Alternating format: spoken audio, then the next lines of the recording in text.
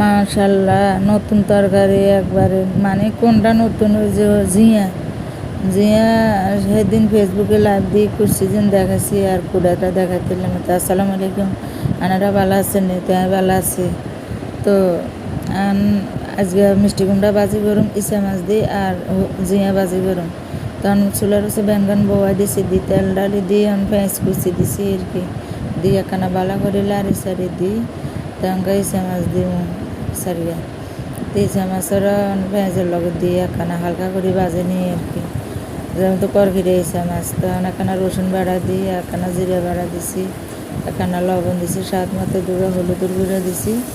আর আজকে দুনো ফ্রিজে যে সংরক্ষণ করছি এই কাঁচামরিচ, কারণ এখন কাঁচামরিচের দাম হঠাৎ করে বাড়িয়ে গেছে, আমরা হয়তো জানেন। তো এসেন মাশাল্লাহ দিলে কালার একদম লাজন খেতে কাটিয়ে নিয়ে দিছি আর কি।